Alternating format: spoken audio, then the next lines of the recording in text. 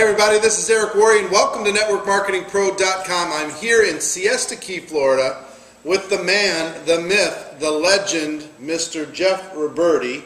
I'm going to let him talk in a moment, but I will tell you, he's earned over $70 million in commissions in the network marketing profession, more than anybody I've ever known personally.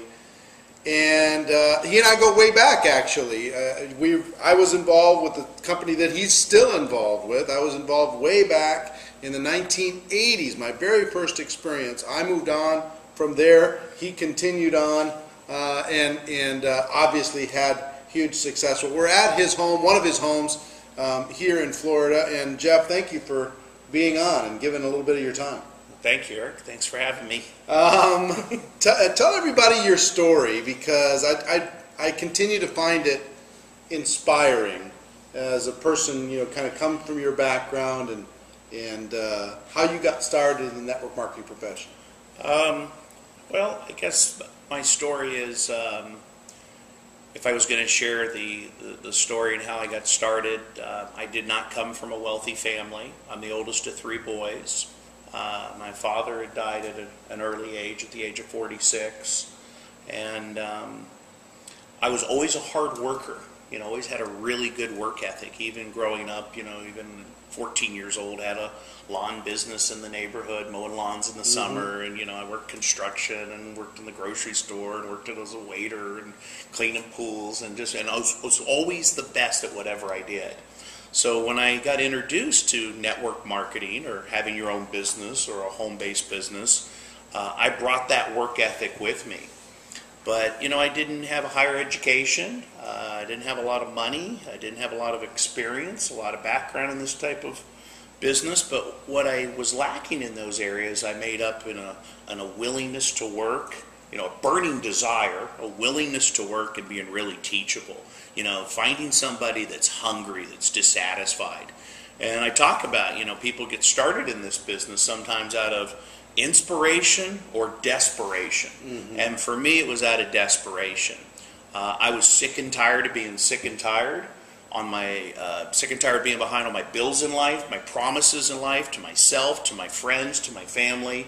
And I was looking for some things to change in my life and was very dissatisfied. So when I got introduced to the opportunity, I became a customer first, which, you know, really in this business, the first step is to become a satisfied customer, a raving fan customer, where you have that passion and that belief in your product or service. And then I found out there was an opportunity where an average person with an above average desire could earn an above average income. So I went to work on myself. I'll never forget, I came home after my first meeting, and you know how we all have a list of excuses? I had that list of excuses of, you know, the experience or the age. I was in my early 20s, you know, no money, no experience, no background, but I made it up in some other areas. And I decided, look, you can make money or you can make excuses, but you can't make both. In other words, I tore that list of excuses up, and I said, you know, Jim Rohn's right. For things to change, you got to change. And for things to get better, you've got to get better. And you can have more in life if you become more in life. And as you grow, your business grows. You know, this business is almost like a course in personal development disguised as a business, where you can go out there and grow and become more. And so I got off to a really fast start. I understood what Zig said, you know, you can have, if you help enough other people get what they want in life, you can have everything you want in life. So I got off to a really quick start, started sharing the product, sharing the opportunity, building a team. Before you go any farther, let me just back up for a second, because there's so many little gems in there, like little nuggets. And anybody who's ever watched any things that I've talked about, what do I always said? There are 3 elements that you have to have. A burning desire, a willingness to work, and being coachable. Guess where I got that? This guy right here. I've been repeating it for 20 plus years because it's the absolute truth. Sure. The one thing that I add to that sometimes is if you have a little bit of competitiveness, you know what I mean? Not to make somebody else lose, but to want to win, to push yourself to be better. When you got, how old were you when you got involved in the network marketing profession? Well, I got first introduced at the age of 21. 21. And did you? You know, I'd like to say I was 12 when I got started, since I've been around for 25 years. I think you're doing just fine. Yeah. You're the youngest guy I know that's made this kind of money in the network marketing profession. But did you, when you first got started, did you feel insecure about talking to people? I want to talk to the young people out there for just a moment about just being 21 and talking to people who are older than you, maybe more successful than you. No, because you were a waiter, right? Yeah, I was waiting tables, and I was a very good waiter. I was the best waiter.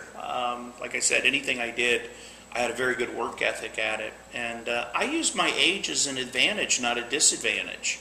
I was able to get into some doors and get some people's opinion, and I would always tell them, people that were older than me, maybe connections through my family or people that I respected. I always tell them, look, I value your opinion, I respect you, I'm a young guy just getting started out in this, and I really would appreciate your opinion on it. So you used the indirect approach, built up their ego a little bit? Absolutely, and it was a way to get into some doors in the very beginning with some people that maybe, and I had no fear, no fear of rejection, and, because I always tell people the longest journey in life is from the head to the heart.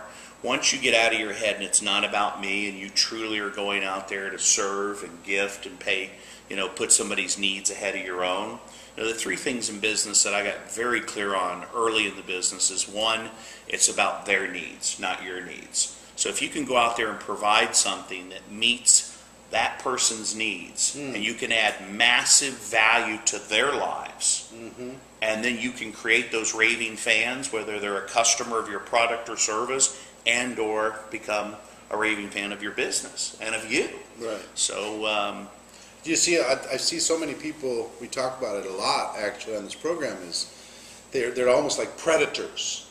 They're hunting for people to get in their group. They're predators to like try and capture somebody to be in their organization, versus the mentality of giving. The mentality of making it about the other person. Well, I mean, like even when I start a new person up, it's not who can we sell, it's who can we share this with, who can we gift this. We're putting together like our little memory jogger of a list of people that you want to share your product or your service with. My attitude is this: the language, who do I love, who do I care about, who can I help? Instead of who can I sell it. It's not the direct selling, it's the direct sharing industry. Right. And if you have that passion, that belief, that congruency, that conviction, it's not what you say, it's how you feel about what you say. People communicate more with feelings than they do words. When I came when I started sharing my product and my opportunity, I had what you would call emotional sincerity. It was from the heart. It was truly going out there to serve and gift, and people could feel that. Yeah. They could feel the fact that, wow, this guy really believes and is passionate about what he's sharing here. This product or this service, and that comes across with people. When they really see that you've got you got their best interest at heart, right. And it's just then going out and leading by example. Before we get to leading by example, I want to back up and dig into this a little bit, because everybody, as you make this contact list, and you're always adding to this contact list. But I think what he said is so vitally important. And again, you're learning some distinctions between somebody who's made $70 million in the network marketing business and somebody who's made $100 that you might be listening to, or somebody who's made no money but they're your negative family member or whatever, or so pay attention to these little things, because I'll tell you, for example, making the list of here's the people who I can recruit, here's the people who I can get, here's the people who I can sign up, versus who do I love? What were the three? Who do I care about? Who can I help? Who can I help? Who can I share this with? The difference emotionally is huge, and I think just by thinking that way, the way you're going to approach those people is completely different. Sure. Absolutely. Completely different. So, all right, so before we get into leading by, well, I guess we can talk about leading by example. I'm getting all fired up here. Leading by example, I've heard some things, some legendary things about you that I don't know if are completely true, but I heard when you first got involved in the opportunity that you're with and you've been with for the last 24 years, that you made like 1 million phone calls. I mean, every day you were just pounding it. You were hitting it hard. You were leading by example. You're doing things other people weren't willing to do. Long before it was fashionable in your company or anywhere. How did you launch? How did you really get it going? What did it take? Well, you know, my attitude is in life, watch the feet, not the lips. Distributors do what you do, not what you tell them to do. In other words, would you follow you? Yeah. You know, your work ethic, your discipline, your consistency, your daily method of operation. You know, are you the type of person that you would follow? Is a good place to start. So my attitude was that I was going to, once I signed up, I'm going to be the best distributor in my organization. I'm going to lead by example, you know, and not only tell people how to do the business, but show them, they'll try it, and they'll do it. So going out there and leading, not pushing. It's easier to lead than push. And setting the example, leading by example. So I got very clear in the beginning in our business that we get paid, what you get paid for is sharing the story, telling the story, sharing your product story, sharing your opportunity story, sharing your story. And, you know, the company ships and manufactures and collects and accounts, and they've got their role. But what you and I are, what this is all about is about relationships. This is relationship marketing, you know, multi-level network marketing, whatever you want to call it. At the end of the day, long-term relationships equal long-term success. So I got very clear also in the beginning that there's this thing called safety in numbers. There's this thing called the law of averages. And I understood in the very beginning that if you talk to some people, you can make some money. If you talk to lots of people, you got an opportunity to become very wealthy. Yeah. So instead of just going out there and setting some low standards, I said, well, you know, if it's 2 a day, what if I talk to 20 a day or beyond that? Yeah. You know, anything you do consistently over and over again, you get better and better at doing it. Yeah. Remember Jim Rohn sharing with me, he said, Jeff, a few simple disciplines done consistently over and over again equal multiple rewards. Right. And an example might be, let's say you talk to 3 people a day, and you do that for a few days, nothing much happens. But you do that for a few weeks, and then a few months, and then by the end of the year, you've talked to what, almost 1,000 people? Right. Do you think you'd get better at telling the story? Absolutely. Do you think you'd start to come from more of a position of strength and have that voice of authority and that congruency and that conviction and that passion? Absolutely. Do you think that maybe you'd have some momentum in your business? And all of a sudden, maybe some of the people on your team would start doing the same thing. Right. And all of a sudden, you've got so much momentum going from doing it over and over again consistently that maybe sometimes the results you see this month is not a result of what you did this month. It's what you did last month. Right. Or this year's from last year. Right. Because you got to have that consistency, that discipline, you know, that work ethic. You know, consistency of effort, work ethic, and attitude. Yeah. And so I understood that, you know, there was a bit of a numbers game. I also understood, Eric, and this one might be priceless for people out there. You get paid just as much for a no as you do a yes. Yeah. And in the very beginning, I got clear on how do you overcome this fear of rejection? You know, where somebody tells you no, your product's no good, or your business, or you're no good. You know, how do you get past that? And sometimes, you know, I ask people, do you have any negative family members out there? Yeah. You know, if you can get past your family, you can become a millionaire in this business. You know, my mom's still waiting for me to get a real job. But, you know, you're going to have some situations where people are going to poo-poo it. Right. You know, they're going to be negative. Well, it doesn't matter whether you buy their story, you know, whether they buy your story. What matters is whether you buy their story. Right. So let me just give you one example, one nugget here that maybe could help some people out there that could serve the people that are listening. You get paid just as much for a no as you do a yes. What you really get paid for is telling the story. The sale is a result. The cause and what you really get paid for is consistently sharing that story. So let's take an example. Let's say you talk to 10 people a day. And out of the 10 a day, you get one yes. Well, that feels really good. How do you manage the other 9? The other 9 no's. Well, instead of dividing the sale by 1, what if you divided it by 10? And let's say on the one sale you made $50. And so now how do you manage the other 9 no's? Well, instead of dividing it by 1, which is 50, for every person you talk to, it was worth what?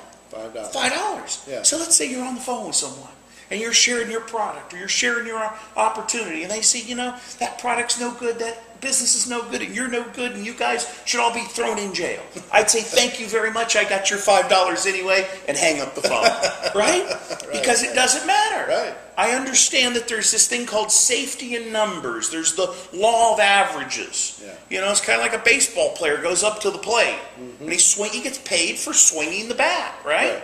And if you hit the ball, you strike out 7 out of 10 times. You hit the ball 3 out of 10 times. Back 300. They pay you $4 million a year. You don't have to bat 1,000%. So, you know, that just being able to get past that fear of rejection.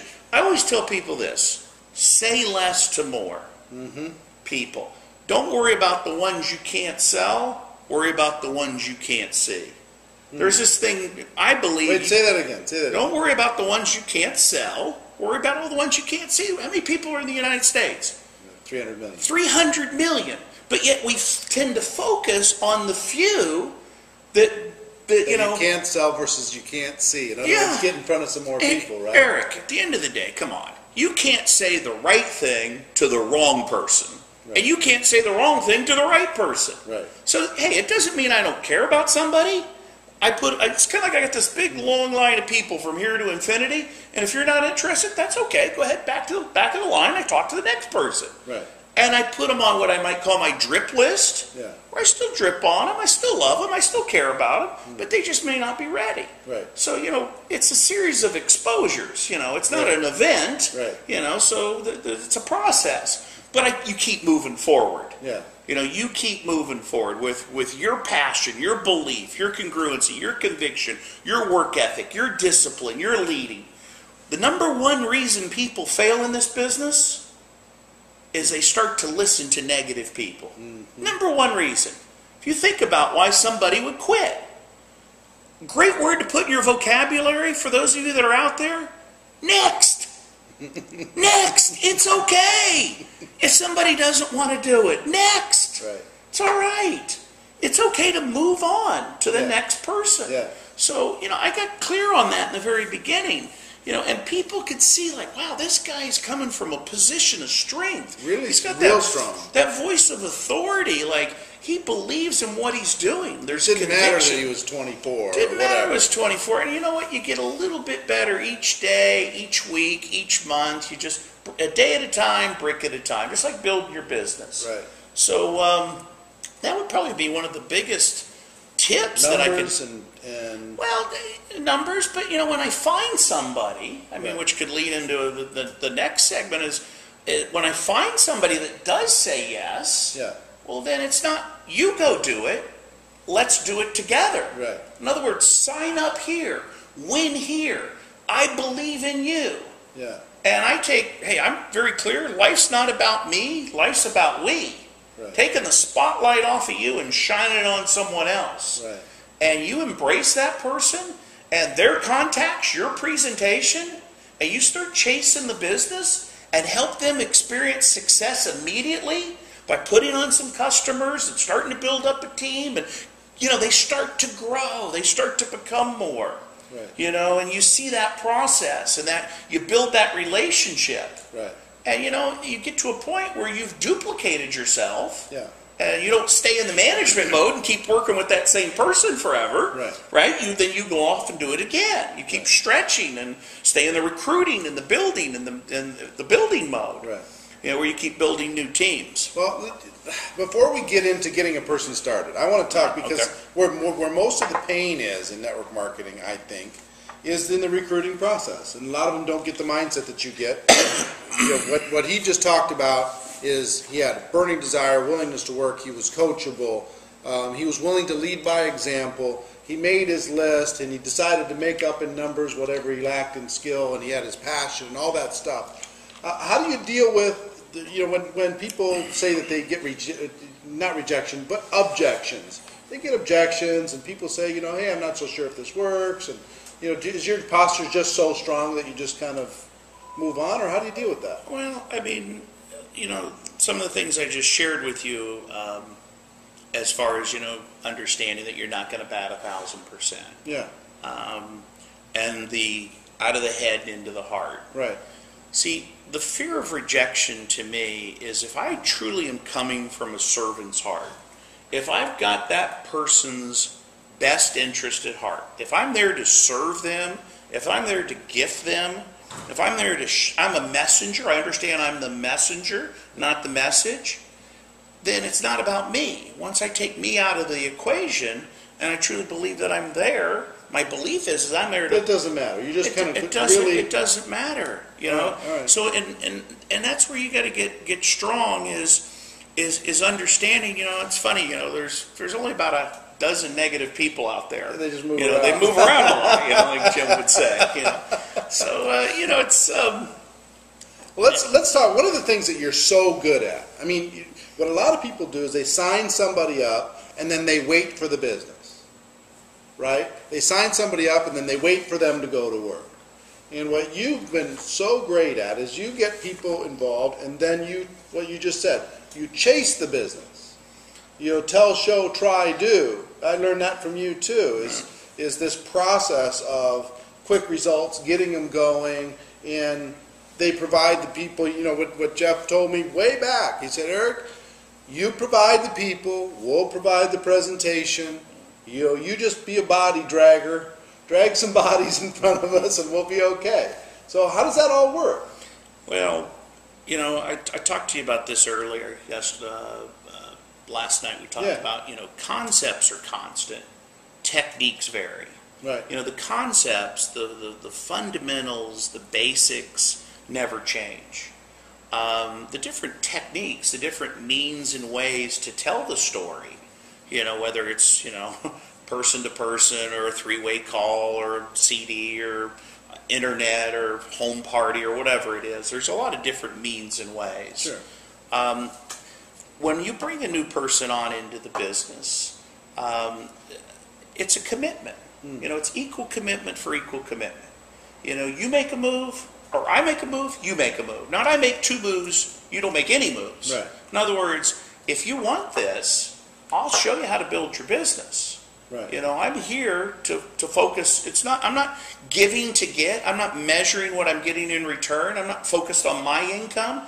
I'm focused on helping you get off to a fast start, and all the focus on you, what kind of success you're having in the business. I've heard this from a lot of top leaders. They say, look, I'm going to match your effort, and I'll even give you a little more than you give. But I'm not going to do it all. I'm not going to drag you over the finish line. You're going to have to take a step. Right. Well, is that true?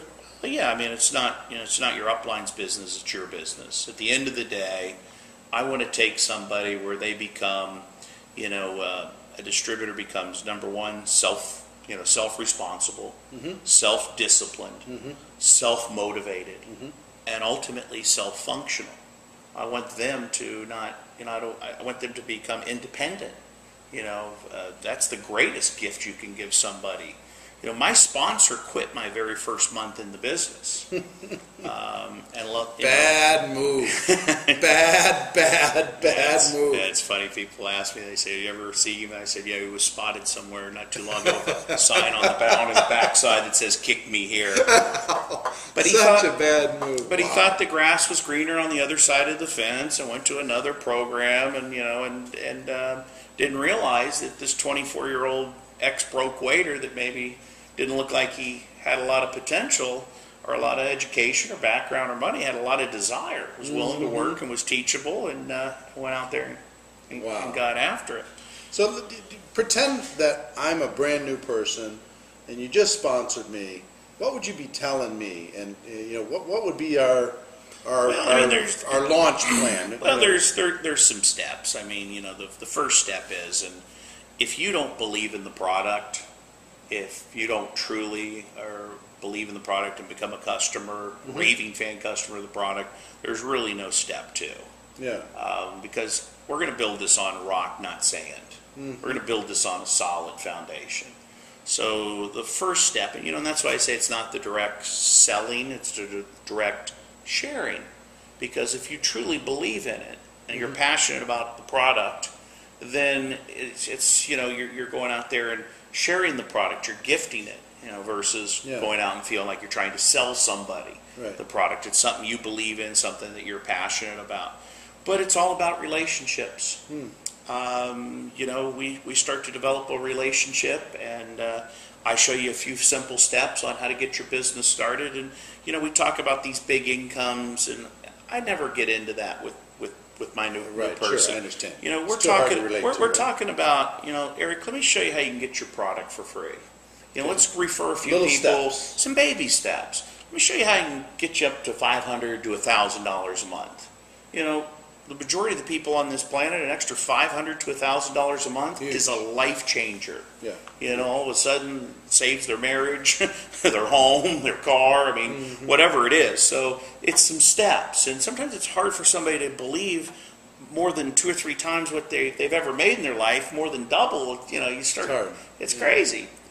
There's the potential to become financially independent in our business. Absolutely. I tell people, hey, you give me 3 to 5 years, I'll show you how to compress a lifetime worth of work in what we do in the next 3 to 5 years. You'll look back and say, this was one of the best decisions I ever made in my life.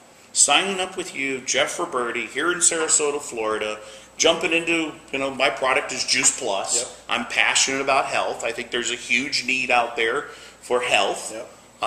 And just as there's much of a need for prosperity and wealth with all the confusion and uncertainty out there right now. Our business is very attractive. It's the magic of part-time, where you can start a part-time home-based business, flexible hours, low investment, low fixed overhead, part-time, immediate income, be able to expand your business not only in this country, but the 20-plus countries we're doing business in, and I'll show you how you can get it started. You see how he's planting all these visual images and how he's really helping? Yeah, but here's understand this. I love the magic of part-time. Part-time magic. I love that. And there's something exciting about, when you got a little part-time business going on here. That's why you see a lot of women come into our business, because their spiritual life, their family life is their priority, and then if they can have a part-time business that they can start out of their home and network and share something that they believe in.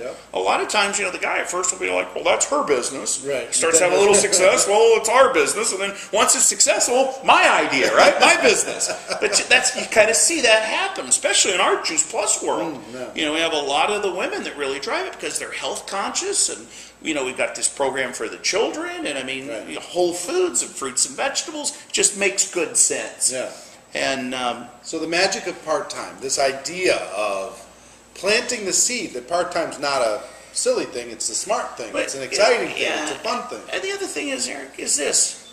I like to under-promise and over-deliver. If network marketing has a bad reputation, it's because people, they put these unrealistic expectations out there. I worked extremely hard building my business in 20 plus countries to have this type of residual income. It didn't happen overnight. But I also understood that if I was consistent long enough and invested back into my business and back into people and kept building, kept staying in the recruiting mode, there was an opportunity to take it from part-time to full-time to lifetime to, your career. And part-time to full-time to lifetime. And it's like people say, Jeff, why are you still so passionate about this today? I was just over in Munich, Germany with 5,000 people, and did another talk out in Los Angeles with over 5,000, back-to-back conferences, and you've just put together another big tour that I'm getting ready to do over in Europe. And it's because, there's this thing, Eric, called the science of achievement, you know, that part of it. But there's also this part of it called the art of fulfillment. You know, success without fulfillment is failure. Wow. And, you know, people say, well, why are you still doing this today?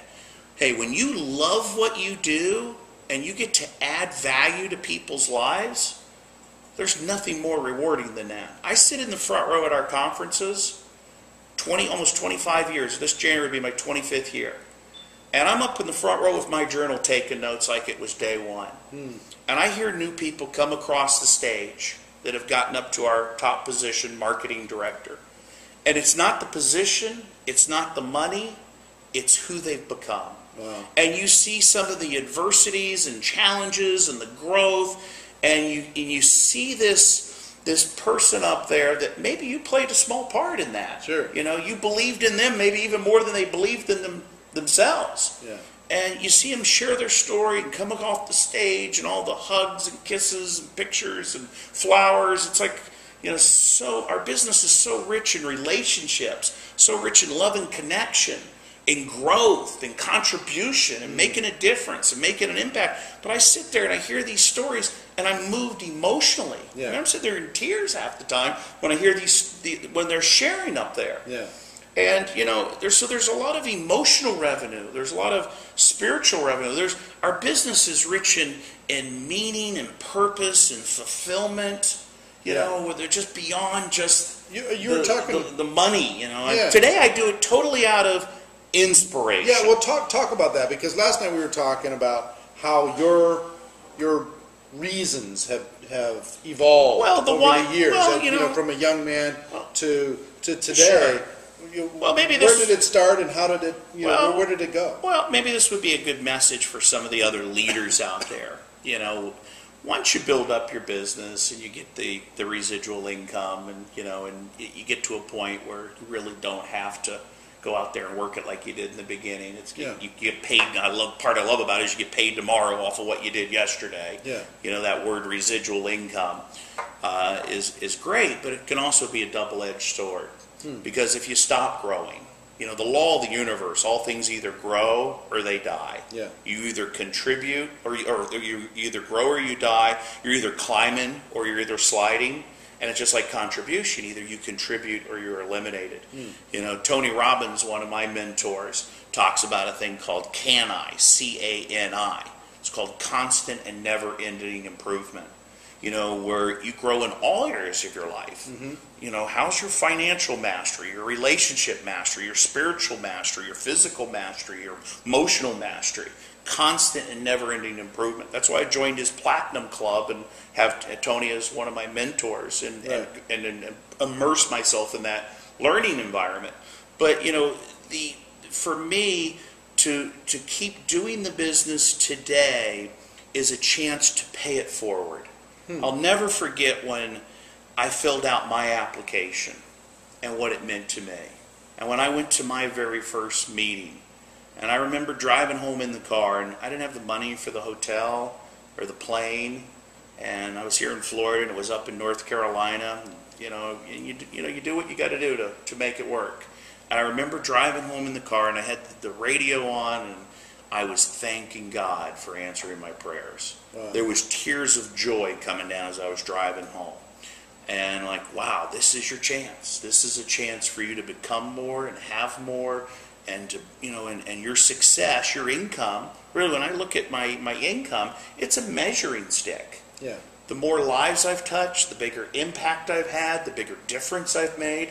That shows up in that check, because the only way you're successful is if you help other people. You know, they're getting the results. They're getting value. Their needs are being met. Right. So today years ago I decided to retire into my business instead of from my business. Yeah, because you retired from your business a long time ago. And so maybe the other leaders that are out there is you've got to evolve your why. You know, my why today is about inspiration.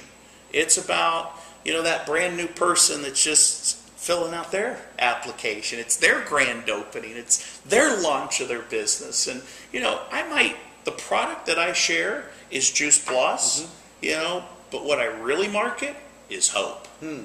I market hope. I market opportunity. I market dreams. Sign here, win here. I believe in you.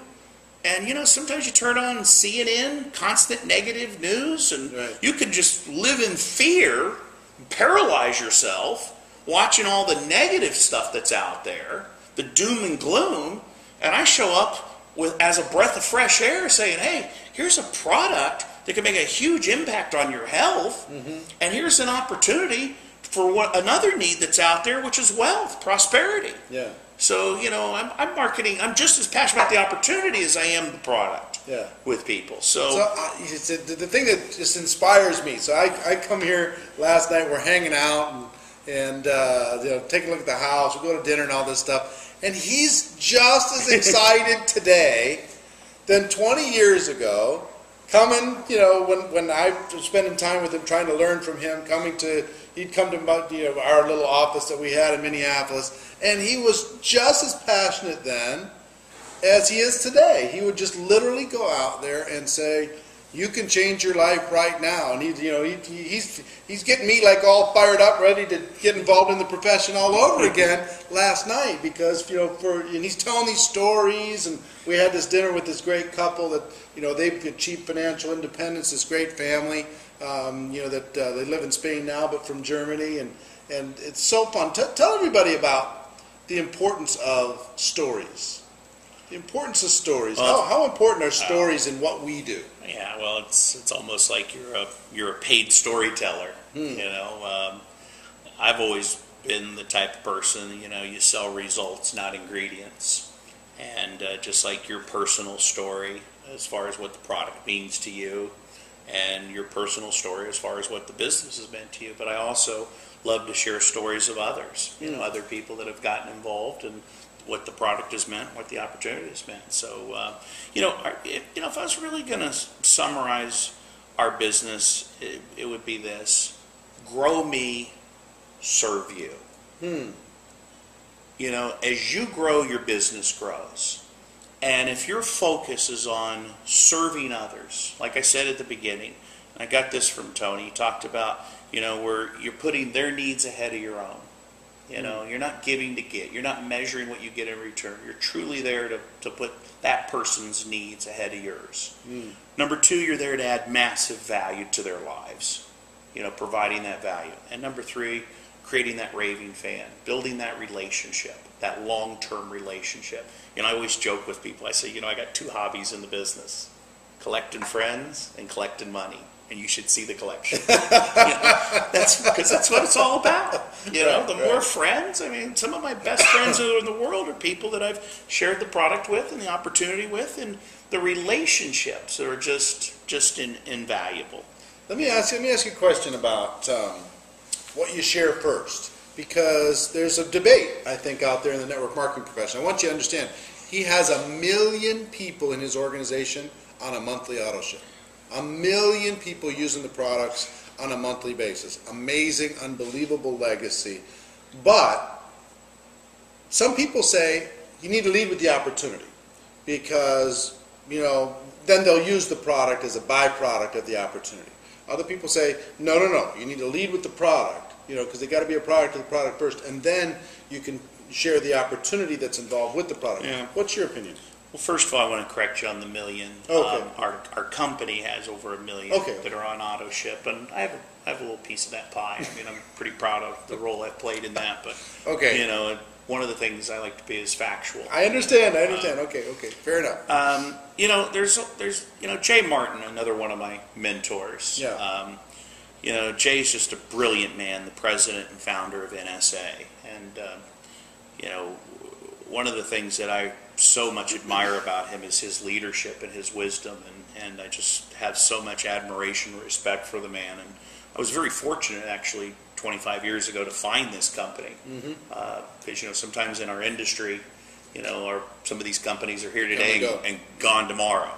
And you know, Jay's weathered the time here of, you know, 4 or 5 different great product launches over the years, and 40 plus years, and billions of dollars in sales. But, you know, Jay is a believer with our product that, you know, to lead with the product. And there's a lot of merit and a lot of wisdom in that, because, if you're just talking about the business, if I'm just leading with the business, it really doesn't make sense if you're not a product of the product. If you don't believe in the product yourself, then how could you possibly go out there and share something with someone that you're not passionate about yourself? Yeah. So I'm okay with, once I've shared with you the product story, when I was talking to you last night about the importance of whole food nutrition. You should see him. He's like a little kid. He's running around. Here's a bag of this, and here's a try one of these, and try it. But what I was telling you about, here's a simple concept. Here's what we should eat when it comes to fruits and vegetables. Here's what we do eat, and Juice Plus bridges that gap. Right. Now, could I talk to you also then about, if that makes sense to you, whole food nutrition, that I could that make sense to you then to say, well, Eric, I can show you a way, or what if I could show you a way where not only you could make this impact on your health of yourself and your family, but people that you love and people that you care about. Or, I could ask a series of questions and get into what needs you're really looking for. Right. So I can introduce the opportunity to somebody, but the product's still got to come first. You understand that? Mm-hmm. There's no deal if you don't get on the product and get on the auto ship and start taking the product and become as passionate about the product, because you've got to have that. If not, it's built on sand. If some of these programs out there, they're just a bunch of programs. It's an excuse. It's just an excuse. And we made our mistakes. I've been involved in that before, and we've made our mistakes in the past, but for the last 20 years, we've been out there building something where, 90% of our sales are people that just take the product. Right. They're on auto ship because the product stands on its own. Right. You might have you might have over 1 million customers, but 10% of those, 100,000 of them, have become distributors, representatives, started their own home-based business because they love the product. So about 90%. And it's not and here's what I tell people: when you know what you know, it's not an opportunity, it's a responsibility. How could I not go out there and share this product or this opportunity with you once you know it? Once I know it. So my belief, the meaning I give it, is so different. And because you guys lead with the product and get people raving, I love the word raving fans. I've read the book, but I've never attached that. Raving fans. You create these raving fan distributors and raving fan customers. Is it true? Approximately 90% of the users are just not distributors. Just in consumers. They're just consumers. Is what that says is, if in the profession you have a product that will stand without the financial opportunity attached, that people will use it regardless of whether or not they're getting commissions. What I've told people is, I think people stay on auto ship for 4 reasons in network marketing. 1, they're making money. 2, they have the hope of making money. 3, the culture is so strong that if they don't do it, they don't feel like they're part of the group. And 4, the product stands on its own. And I think the network marketing profession's gotten lazy, especially in the last 10 years, and they've relied on the first 3 way too much. Sure. And not enough on the 4th. And the 4th takes some patience. Sure. People are chasing around these little cocaine deals. Hey, I've got to make $1 million in my first month, so they bounce from deal to deal to deal. What would you say to those friends? Because we both have friends in the profession that have kind of got lost in the bouncing around to chase the dollar thing. Well, I think if you look at the S curve, and there's the innovation stage, and then there's the growth stage, and then there's the maturity stage, and everybody feels like they got to get in the very beginning. Well, that's not true. Right. When I got involved with NSA, they had already been out there for almost 20 years. So it was a solid company with solid management. They're ready for wave 2, kind of. So they were still, like, even right now where we're at, we have, like, still even less than 5% saturation as far as penetration of the market. So we're just getting ready to go into that growth stage, and we've been out there for almost 20 years with the product. So sometimes you feel like you got to be the first one in and get into a new deal, and and you kind of jump from deal to deal, and that's not how it works. You got to find something. First of all, you got to find a product or service that you truly believe in yourself, And then you've got to find some leadership, the people that are running the company, that have a long-term vision, a long-term plan, like I found with Jay. And, and then a system that is duplicatable, where new people come in and they're having success, not just the people at the top. Right.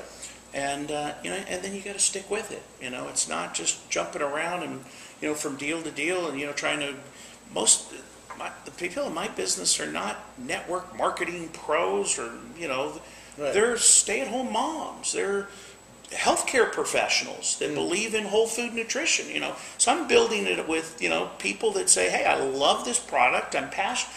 You've got a good business. Here's how I know I've built this thing on a solid foundation. You've got a good business when you can't screw up your own business. Yeah. Even if I left, everybody would still stay. Because Jeff's lost his mind. He's crazy. What is he doing over there? I mean, did he drink the Kool-Aid or something? I mean, what's going on with this guy? That's what you do know you got a good business. So it's solid. So it takes some time. It takes that pig-headed discipline, that consistency. Where you just got to do it consistently, day in and day out. It's like putting one foot in front of the other, going from point A to point B. Right. And I'm also very clear, one of my mentors, a guy named Larry Thompson, he talked about, he said, Jeff, the majority of the people are just going to be users. Yeah. 85%, they're just going to do it part-time sometime, and that's okay, and that's fine. But you get that, that 10% or that 5% or that 2% that really want it. And that's the ones you really lock in with and build some teams with. Yeah. Like the Vim and Birga Plunga you met last night. I've taken my business, not only did I build it here in the United States, but I've gone to 20 plus countries. Right. And always kept building, always kept recruiting, staying in the building mode, and got out of my comfort zone and into some uncharted waters. Right? And, the bigger the problem, the bigger the paycheck. Some of these countries were not easy to open, but I understood that there was huge rewards if you could figure that out. And it's just been very rewarding. So on a lot of levels, emotionally and spiritually, and like I said, with just the relationships and continuing to grow and serve. Yeah. Well, talk to me about time management for a moment. Okay. At the very beginning, if you were going to recommend somebody for their first year or two or whatever, what percentage of their time should be talking to new people, talking to prospects, versus how much of their time working with their group? What percentage do you think? Well, you're always talking to new people. I mean, well, that's not what everybody does. But I mean, there's different stages, right? Well, that's there's 4 stages. There's the production stage. Then there's what I would call the management stage, and then then there's the overseer. You kind of oversee the managers that manage the producers, and then there's the overseer of the overseers, right. That are overseeing the overseers to make sure they're managing the producers and doing their job. Right. Well, when you get into that overseer position, and all you're doing is dealing with problems and managing and overseeing people, then the business is it starts to become stressful, and you need a break, and I need a timeout. And it's no longer fun. If you want to get back into the fun, the juice of the business, that's getting back into the production phase, where you produce, where you're putting on new business. You got that new baby distributor. They got a good positive attitude and a fresh, warm market. Sometimes it's easier to give birth than raise the dead. Instead of trying to whip that dead horse, they don't want it anymore. It's okay. They're going to do what they're going to do. Why not go out and get somebody that wants it, that's got some desire, it's got some hunger, and put on that new front line? Here's my advice to some of you that have been out there for a while. If your business is flattened out or it's stagnant, go back out and do what you did in the beginning that got you to that top position in your company. Go back into the recruiting, the production, the building phase. Go back out there and put on. Nothing will ignite your business more than putting on 5 new front lines. And working with a new team. And you know what it'll do for your group? It'll inspire them. Because they'll say, well, look at Jeff. He's out there. At first they might be like, well, hey, you're not focusing on me and I'm not the issue anymore. You're not going to just spend all your time here managing me. And you start putting on some new business, all of a sudden you get after it. they start to see that, and then some of them start to get inspired by that. I remember you were always saying, "Catch me if you can." I'm gonna be bringing in some extra people. Catch me if you can. Come on, because it was inspiring to me. I was like, "Dang, I'm gonna get left behind. He's just gonna keep going. He's just not gonna stop." I mean, I think. Would you say that one of your secrets has been you've stayed more consistent in production mode than other people? Yeah, I mean, you know, and that production mode could be if you're my new.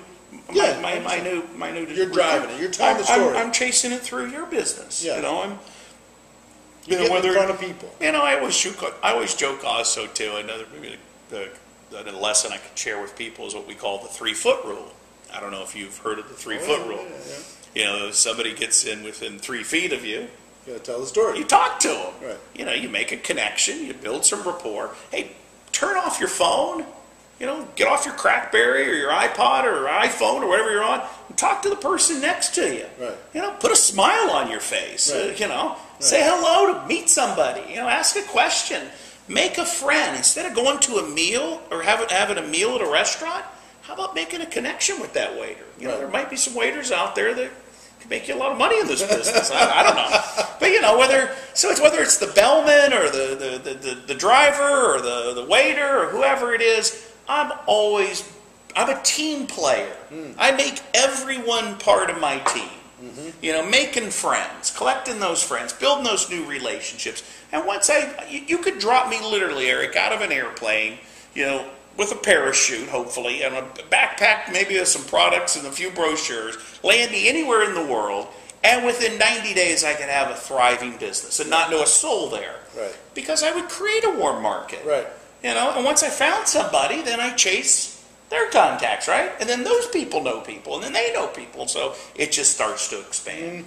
So the 3-foot rule, we say, you know, if you're not having fun, you're not doing it right. Right. Lighten up and your sales will brighten up. You know, you gotta have a little fun with this thing. You know, you can't get too serious. It's just we joke about it. You know, we go around. You know, we're having fun, and we just almost make it like a game. Like we're having fun talking to people. You know, and sometimes I'll pull the waiter off to the side and say, "Hey, I have a gift for you tonight. Something I want to share with you." Yeah. And I'll share it with them. Right. I don't try and make a spectacle out of it in front of the table. Right. You know, but making that rapport, making that connection with somebody. There was a time when I was really wanting success, and I was dealing with my own stuff. I was growing meat. When I was a young man, he was also a young man, but he was like this rock star already. And he was going to be doing an event in Detroit, Michigan. And he had a new line going there, and he was chasing the business with this new line. And I called him up, and he was like 8 levels above me or something. I said, "Jeff, somehow somebody gave me your phone number or whatever, and I ended up getting you on the phone, which I was grateful for." And I said, "Jeff, if I come to Detroit, can I just watch you?" And you're like, "Oh," you know, I could tell. You know, it's just like you probably get that quite a bit. And I've had tons of people ask me, "Can I just watch what you do in a day?" So I got in the car, and you said sure. So I got in the car and I drove over, and I slept in my car. I didn't have enough money to stay in the hotel where you were staying and doing your presentations. Sleeping in the car, doing the presentations, and so I'm hanging out with you. And a couple of things that I learned from this, it was really interesting. One is one joke you told. He said, "Eric, did you hear?" I said, "What?" He said, "I won the lottery." I said, "No." He said, "Yeah, really?" I said, "No, get out of here." He said, "No." I said, "I can't believe it." He said, "Yeah, network marketing. I won the lottery, man. I get paid every single month, but it's just not for, you know, a 10-year buyout. It's a lifetime." I'm like, so you probably don't remember this, right? Not quite. So the other thing is I watched him do presentations. He was chasing the business, and his new line there was just putting people in front of him. And he did the presentation, and you know what? It was the same. Over and over and over and over. He'd tell the same story. He'd tell the same joke. He'd introduce it exactly the same way. He would do the compensation plan literally almost word for word. Same pause, same inflection in his voice. I watched him do it 10 times, 15 times, 20 times over the course of 3 days. And I was just stunned. And it was so fun. I did a little homework, went onto your website and stuff. I'm listening to some conference calls. I'm listening to do the presentation. and it's the same. It's the same. I mean, he's added a few things, just a few words, but the same. The reason why I got such a big smile on my face as I'm watching this is I'm listening to all the stuff that brought me up. For things to change, you got to change. You got to strike while the iron's hot. You know, it's not about me, it's about we. All these different things that he's just lived, these concepts. And so, you know, so the consistency. I see so many people, including myself. You get bored with your own presentation. So because you're bored with it, you start tinkering with it. It starts to become this monstrosity versus remembering it's about that new prospect. Sure. And what did you tell me last night? It's easier to get a new audience than it is to get a new presentation. So focus on the people you can't see and tell a new story versus trying to entertain the few people that, you know, you're too lazy to get around. You know what I mean? So anyway, it's been inspiring to me for a long, long time. But talk about just this consistency thing. I mean, as far as doing the presentation, do some people say, you know, well, hey, give me a different presentation every once in a while? You know, I'm always growing, yeah. And I'm always, you know, I'm a true believer that, you know, today you're the student, tomorrow you're the teacher, and I'm always immersing myself in a learning environment and growing and taking notes. Talk about that, because he's been around. He's made more money than anybody. He's sitting in the front row at events. Well, I take. And you're always taking notes. Well, he's got his journal stacked here in front. Here's an example. I use a journal, and you know, if you look in my journal, I've got things, you know, highlighted in there after I've taken my notes. But you know, I take notes. You know, short pencil's better than a long memory. First of all, and it's not when you remember; it's when you can't forget. And I take notes not as if I'm only taking notes for myself, but as if I'm going to teach this to someone. The fastest path to mastery is not only to apply it and integrate it into your life, but to teach it, to share it. So my presentation, the basics, the fundamentals of what our business is all about, that doesn't change. You know, like I said, concepts are constant, techniques vary, there's different means and ways. So, yeah, it's easier to get a new audience than it is a new presentation. I mean, when you've got something that works, keep it simple. Keep it, you know, duplicatable. You know, you don't want to get too high-tech with, you know, with what you're doing. I mean, I love the fact we got one product, one price, one story, one simple message, and it's very duplicatable.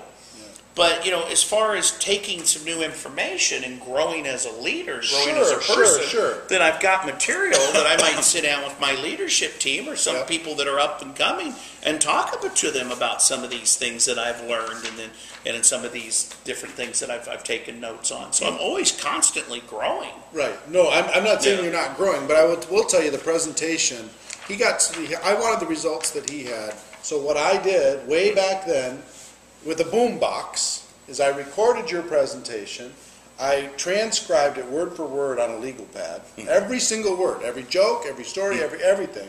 I recorded my own voice into the tape recorder, listened to it, was just mortified because it sounded so terrible, no energy, no, you know, excitement, anything. I did it like 5-6 times until I kind of got it, and I put it in my car and I listened to it 1,000 times until I could do it in my sleep. Right.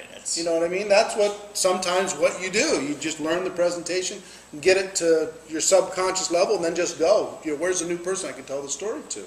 I was looking at your journal there, and so many great little concepts that you had in there. The talk about personal growth, talk about personal development. How important is that for you, and how important is that, do you think, to the network marketing profession? You know, there's a handful of things I do consistently every day. Number one is I share my product. You share your opportunity. You build relationships. You know, the fortune is in the follow-up. You build for events, you know, one event to the next. And then you learn how to master big impending events, like when we have a conference, a convention. You know, I'm a firm believer to invest back into your business and get people to the big events. Count the calendar down, going into the days right into the big conference, and load up the dance with a freshman class and light them up and see them all going home with that. I want to talk about that light in their eyes. Yeah. But the other thing is personal development. What books are you reading? What are you listening to consistently every day? Different CDs or, different things that you're feeding your mind with. Who are you spending time with? Who you spend time with is who you become. You want to make sure that, you love your family, but choose your friends. Yeah. Sometimes, people, great you got a chance here to, that selection process of who you're going to spend time with, that peer group, what level they play at, what standards they have. It's one of the things I like about Tony's Platinum Club, is I'm around a peer group. They're at learning environment where everybody ups their game. But personal development, the three things I do consistently every day is feed the mind, condition the body, and connect spiritually. And, those are the rituals, habits. Your habits, your rituals, what you do consistently every day is very important. So personal growth, personal development. I think I said it earlier, grow me, serve you. Yeah, I love that. Grow me, serve you. As you grow, your business grows. Yeah. And, you inspire people. Are you the type of person that's inspiring to be around? Yeah. Success breeds success. Right. And sometimes I'm around people and they're like, Jeff, if it's half as good as you make it sound, I want in. I'm just being around you, that energy, that passion, that enthusiasm, just that belief, that emotional sincerity, that you have. So, let me transition that to this. We were talking last night, and I said, because some people are, their personal development is more oriented towards books. Some people it's more oriented towards listening, audio programs. Some it's live events. You're a kind of a live event, experiential learner, don't you think? Kind of a live. I'm more auditory, more visual. Yeah. So one of the things that you are so good at, and you taught me to be fairly good at, not as good as you, but fairly good at, is to build towards events. So especially the big destination events where somebody's got to get out of their little cocoon and they've got to travel someplace, they got to sacrifice, they got to figure out a way, and then for a weekend they'll think about the possibilities in their life and they'll start to dream and they'll meet other people. How important are these big events that you build towards? So a couple questions, I'll let you go. Kind of go on it. How important are they? Right. How do you build towards them? And how do you teach others how to build towards them? Well, I'll just kind of summarize it for you. Like I said, I have my DMO, my daily method of operation of things I do consistently every day. Right. Sharing the product, sharing the opportunity, building the relationships, building from one small event to the next. And you build what's called momentum. Momentum's a funny thing. When you've got momentum going, it's great. But it takes some time to get that momentum going. So if you're doing something consistently long enough and you've got enough people in that pool of people that you've shared this with, as you build towards your big conference, now you've got a group, you've got some momentum, a group of people that you can pull into the big event. Even when I didn't have the money, Eric, I invested back into my business. Whether it was meeting somebody part of the way, I'll get you a conference ticket or, split a room with you or whatever it is. You figure that part out yourself. But putting it back in, investing back into your business, investing back into people. Well, the big thing that I think is different here is what a lot of people do is they go through this phase. Phase one is they go if they're a distributor and they can plan it and figure it out and they're kind of sensible about it and they go. And then two is they build a little team and then they try and get their team to go and they slowly build that way. What you've done from the beginning is you've made the big events about your prospects, about not just people on your team, not just distributors. Right. You've always made it about prospects, and like you say, that freshman team. You're always focused on, here's the class of 2011 that's coming into this new event. It's not about bringing in everybody else. We want them to come too. Sure. But you're going to lead by example because on the front row there's going to be you and a bunch of guests and a bunch of kind of freshman team. So that's a different philosophy for people. And people go, really? I can bring prospects to my big event? How valuable has that been to your career, getting people to prospects or brand new people to a big event? Yeah, I mean, it's just it's an experience where it doesn't work all the time. No, of course. But when somebody comes and they spend those 2 or 3 days and see that big picture, like you met Vim and Birgit last night, they leave there where they're flying so high they don't need the plane to get home. They've seen it, they've felt it, they've experienced it. So, the big conferences, the big events are a must. Like I said, they're just non-negotiable. And and that people see me, like I said, it's easier to lead than it is to push. Right. And if people see you leading and you're showing up with a new freshman class of baby distributors that are excited and enthusiastic, and it's all new for them, and and you're there taking notes, and it's like your very first conference, and you're laughing and you're crying and you're playing full out and you're leading by example there. That's inspiring to other people. They see that. And, I think the fact that you as a top earner, top leader, whatever, sitting in the front row taking notes is huge. Well, absolutely. Distributors do not what you tell them to do; they do what you do. And like I said, watch the feet, not the lips. Yeah. And leadership out there, would you follow you? Right. Your work ethic, your discipline, your daily method of operation. What are you doing consistently every day? Are you the type of person you would follow? Right. And so it's. I mean, we could talk here for hours on this, but maybe we should wrap it up here. No, I want to go as long as I can. I have company in town. You can understand. I'm a social director today. I know. So I want to talk a couple more things about events. The one thing that I heard, and I don't know if you think it's true or not, but once you get 100 people in your group at a major event, your business becomes self-sustaining. I mean, it just kind of takes on a life of its own. Have you seen any kind of tipping point when it comes to people getting to events? I wouldn't put a number on it personally. I mean, I wouldn't say, hey, once you have 100 people in an event, your business is self-sustaining. I've never focused on positions or numbers or ranks or any of that. I've always focused on the activity. Just the daily method of operation. The activity. And, if you do the activity consistently over and over long enough, the results will happen. Right. You'll achieve those positions, you'll build a business that'll be solid and have the residual income or self-sustaining or whatever word that somebody wants to attach to it. But, the thing that I would go beyond even that is if you truly are out there building a business, that you are putting that spotlight on others, that you are truly focusing on, like I said, meeting their needs, adding value to their lives, and creating those raving fans, and not measuring what you're getting in return, that you are truly out there. It's almost like the franchise business. If you've got a successful business model, then you want to franchise that out. It's almost like a poor man's franchise.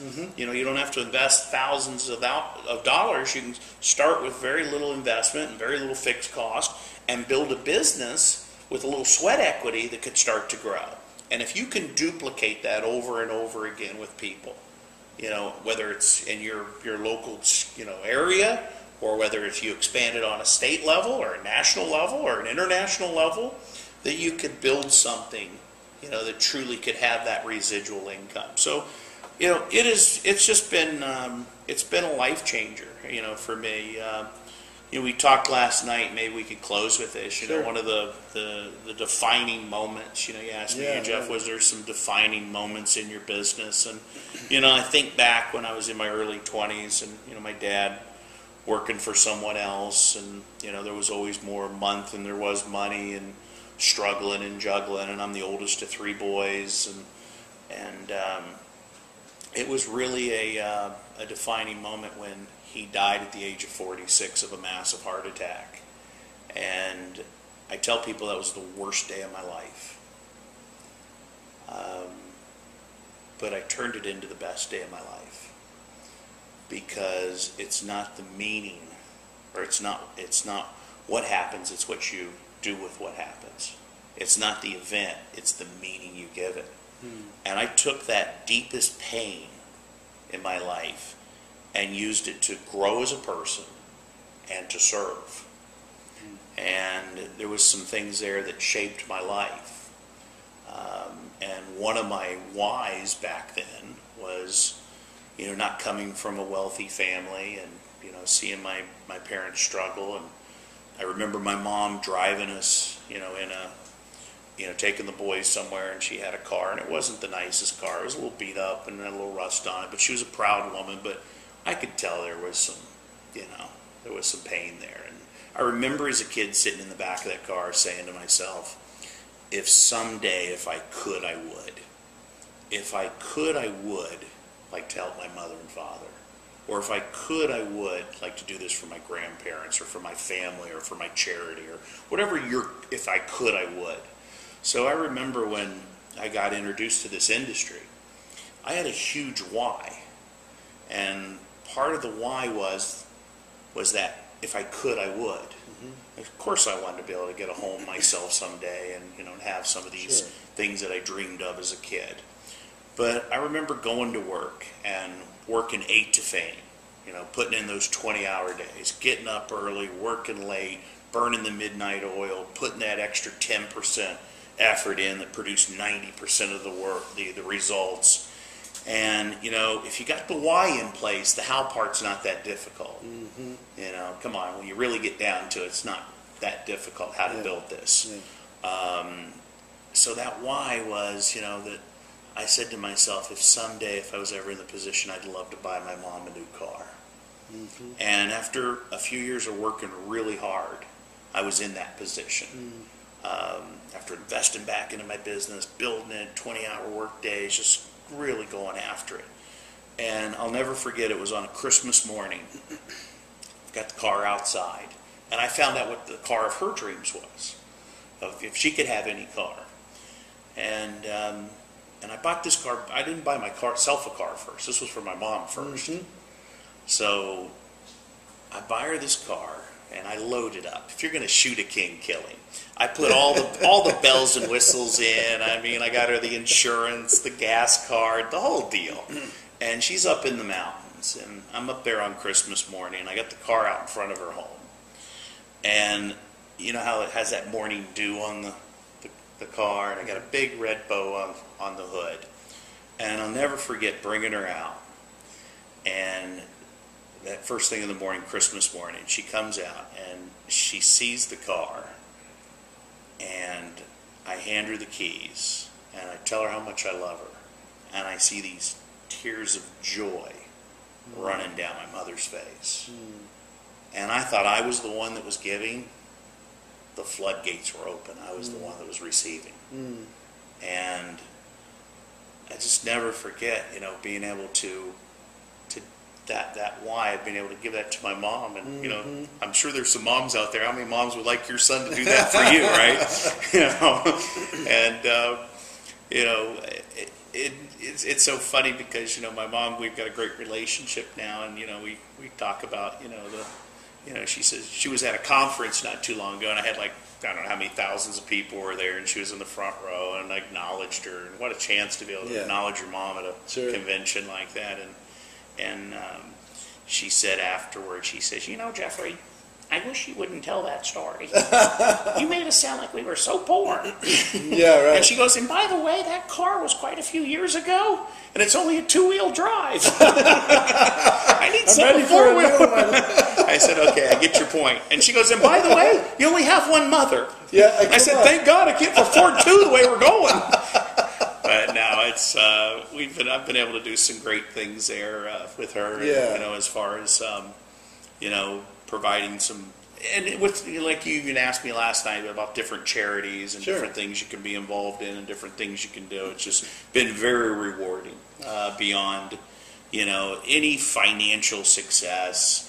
Yes, do I believe that I'm on pace to be one of the first distributors to earn over $100 million? Sure. Absolutely. That is going to happen. I've got that, but that is a measuring stick. Understand that measuring stick is measuring the impact, the difference, the lives you touched. That's what's very rewarding is the emotional and spiritual revenue. And so if you get your why in place, Yeah. and that would just maybe a story that maybe somebody could relate to as Sure, far as sure. why to do the business. Here's what I would tell you. I know your mom's proud of you, and your time today is incredibly grateful. And I would tell you this: if your dad was alive today, he would be unbelievably proud of you. Not for the things that you've earned, but for your contribution. In the day-to-day and around the world, and what you've done for the people that are watching here right now. You're not invested in their business.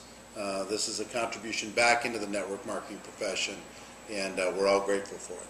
Well, thank you. Thank you. Thanks for what you're doing for everyone out there, Yeah, too, by the way. we're really, having fun. really making a difference. Thanks, man. All right. Ladies and Thank you. gentlemen, my wish for you, our wish for you, is that you decide to become a network marketing professional. You grow you.